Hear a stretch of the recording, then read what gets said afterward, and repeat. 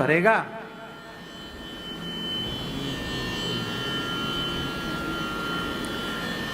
ठाकुर जी के चरण जो है ना, वो चरण नहीं है भैया जी, वो कमल हैं और रसिक जन भौरे हैं। वो उस कमल कोश से आधे क्षण के लिए भी बाहर आते नहीं, उसी में बैठे रहते हैं। उस गंध से मन भरता नहीं।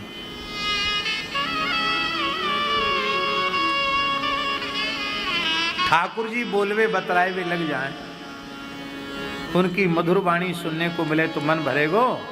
बोलो कितनी मीठी वाणी है। किसी विद्वान, किसी बुद्धिमान, किसी वक्ता के पास उपमा ही उपलब्ध नहीं है जिसको कहकर कहा जाए कि ठाकुर जी की वाणी ऐसी है, इसके जैसी है। अब यही ते समझ लो। अरे शब्द का रस, शब्द का रस कोई चैतन्य व्यक्ति ही तो लेगा, मुर्दा तो नहीं लेगा। मुर्दे को संगीत सुनाओ, क्या असर पड़ेगा? कोई नहीं। और हमारे लाल जी की वाणी कैसी है? मृतक जियावनी गिरा सुहाई, श्रवण रंध्र हुई पुर जब आई। मृतक जियावनी गिरा सुहाई, श्रवण रंध्र हुई पुर जब आई। हृष्ट पुष्ट तन भये सुहाए, मानहु अवहि भवन ते आए। गोपी कह रही है मधुर या गिरा, मधुर या गिरा बल्गुवाक्यया, बुध मनोज्ञया पुष्करे क्षण। क्या कहें? मधुर या गिरा बल्गु वाक्यया। जयदेव जी क्या कह रहे हैं? जयदेव महाप्रभु, इति चटुल चाटु पटु चारु मुरवैरिणो। इति चटुल, चटुल है, इतनी बढ़िया बोलते हैं कि जितना अच्छा बोलना कोई नहीं जानता। चाटु पटु, बड़े चतुर हैं। अब देखो एक भाव चतुराई का, इनकी वाणी कितनी मीठी है। आहा,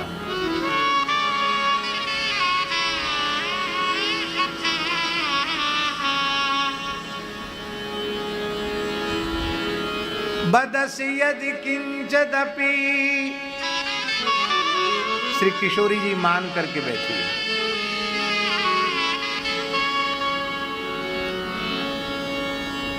लाल जी ने सखियों के नेहुरे किए, स्वामिनी जी को मनाओ, आपकी स्वामिनी है, नहीं मनी। अंत में ललिता जी ने कही कि आप पे मान क्यों, आप ही मनाए सको। तो लाल जी चरणों में बैठे। सखियां लता रंध्र से मान रस का अनुभव कर रही हैं। क्या कह रहे हैं रसिक शेखर श्याम सुंदर? बदसि यदि किंचिदपि, आप कुछ तो कहिए। प्रेम तो मत कहो, थोड़े जोड़ते कहो, डांट के कहो, कहो तो सही, कछु तो बोलो। बदसि यदि किंचिद, कुछ भी कहो। तो आप बोलेंगी तो क्या होगा? दंत रुचि कौमुदी। आप जब बोलेंगी तो आपके अत्यंत मधुर अधर पल्लव विकसित होंगे, और जब आपके अधर पल्लव विकसित होंगे तो चंद्र किरण और कुंड कली को लज्जित करने वाली जो दंत किरण है वो जब प्रकाशित होगी तो मेरे हृदय में आपके वियोग का जो अंधकार छाया हुआ है वो तत्काल दूर हो जाए। बदसि यदि किंचिदपि दंत रुचि कौमुदी हरतु दरति मिरमति घोरम। ये अति घोर तिमिर का हरण कर लेगी। और रोचयति लोचन चकोरम तब वदन चंद्रमा, आपका मुख चंद्रमा है और मेरे लोचन चकोर हैं। बदसि यदि किंचदपि दंत रुचि कौमुदी हरत दरति मिरमति घोरम। एक बार तो कुछ प्रिय चारुशीले, प्रिय चारुशीले, प्रिय चारुशीले, प्रिय चारुशीले, प्रिय चारुशीले, प्रिय चारुशीले, प्रिय चारुशीले, प्रिय चारुशीले। मुंचमयी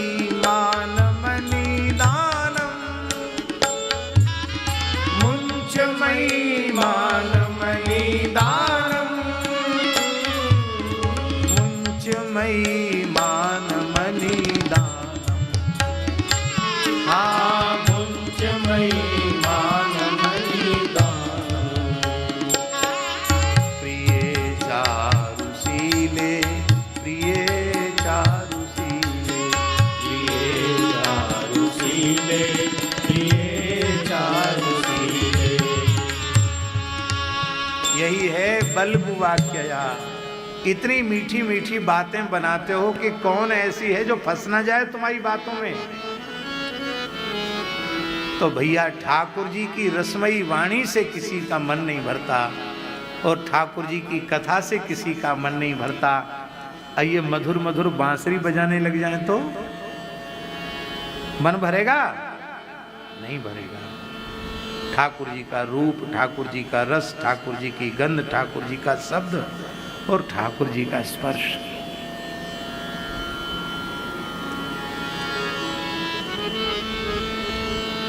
युगल प्रियालाल, इनमें कभी वियोग हुआ, कभी वियोग हो सकता है। ये नित्य सिद्ध अनादि दिव्य दंपति है।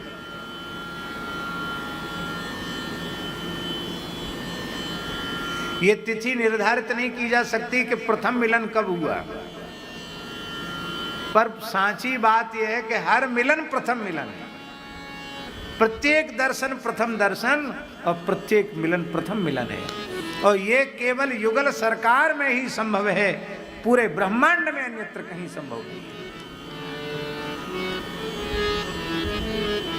द्वितीय तृतीय दर्शन में भाव कम हो जाता है,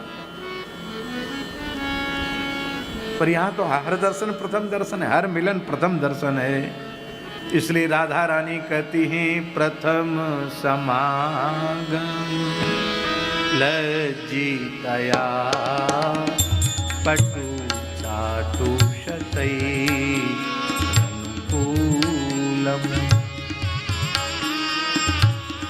प्रथम समागम लज्जितया पटु चाटु शतै अनुकूलम।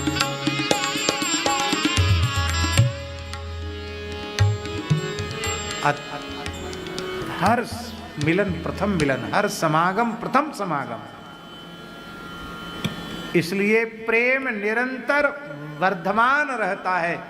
युगल का प्रेम घटता नहीं है, निरंतर बढ़ ही रहा है, बढ़ ही रहा है।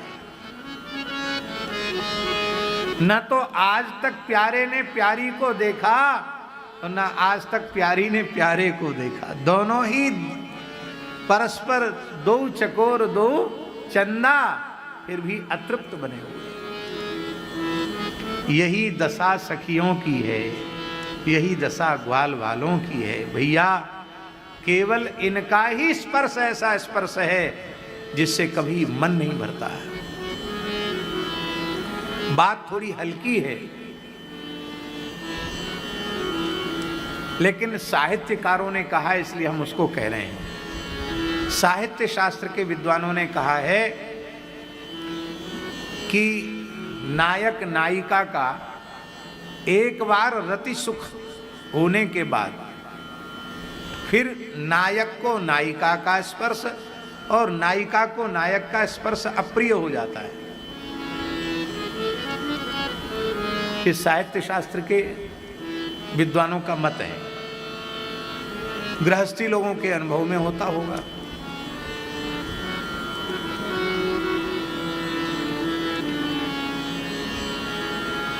क्या कोई भी स्पर्श हमेशा प्रिय लगता है? एक बार स्पर्श हुआ फिर मन वहां से हट गया। लेकिन किसी भाग्यशाली को इनको अंकमाल में भरने का अवसर मिल जाए, वो स्पर्श से मन हटेगा क्या? इसलिए मन का लगना वहीं माना जाएगा जहां मन जाने के बाद लौट के ना आवे। हम लोग बड़े मूर्ख हैं, बड़े भाग्यहीन हैं, जहां मन नहीं लगता उन संसार के रूप रसगंध शब्द स्पर्श में बलपूर्वक मन को लगाते हैं और मन अतृप्त होकर ही वहां से वापस आ जाता है। असफल प्रयास कर रहे हैं लाखों जन्मों से। इसलिए हे नाथ, अब तो ऐसी कृपा करो कि आपके रूप में, आपके रस में, आपकी गंध में, आपके शब्द में, आपके स्पर्श में हम सबका मन लग जाए। फिर वहां से मन लौट कर संसार में आता नहीं।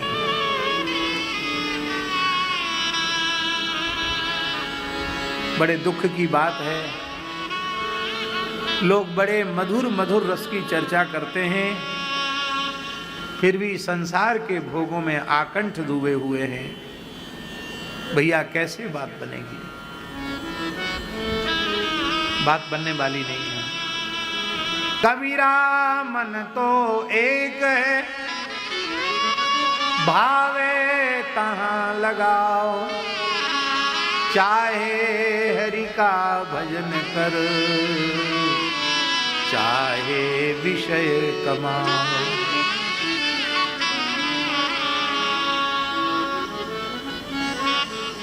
तो एक प्रमादी सकथम न हन्यते, यह सेवते पंचभिरेव पंच। जो पंच ज्ञानेंद्रियों से रूप रसगंध शब्द स्पर्श के भोग भोग रहा है, वो क्यों नष्ट नहीं हो जाएगा? इसलिए महर्षि शौभरी कह रहे हैं, संगम त्यजेत मिथुन व्रतिना मुमुक्षु, सर्वात्मना न विसृजेत बहिरिन्द्रियाणि। एकश्चरन् रहसि चित्तमनंत ईशे, युञ्जीत तद्व्रति सुसाधु सुचेत प्रसन्ना। संसार चक्र से छूटकर यदि श्री प्रिया प्रीतम के चरणों तक, श्री सीताराम जी के चरणों तक, श्री युगलवर श्यामा श्याम के चरणों तक पहुंचना चाहते हो तो एक निश्चय कर लो। यहाँ मदन मोहन दास जी मुमुक्षु है, यहाँ गृहस्थ विरक्त की बात नहीं है, किसी वर्ण अथवा आश्रम विशेष की बात नहीं। मुमुक्षु जो संसार चक्र से छूटकर भगवान के चरणों में पहुंचना चाहता है, वो यदि वो ईमानदारी से भगवान के चरणों में पहुंचना चाहता है तो मिथुन व्रतिनाम संगम त्यजेत। दाम्पत्य भाव से रहने वालों का संग त्याग दे। मनुष्य नहीं, स्त्री पुरुष नहीं, पशु पक्षियों की भी रति को न देखे।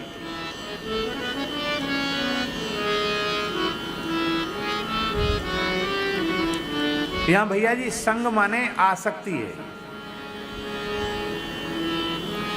आसक्ति इनमें छोड़ दे।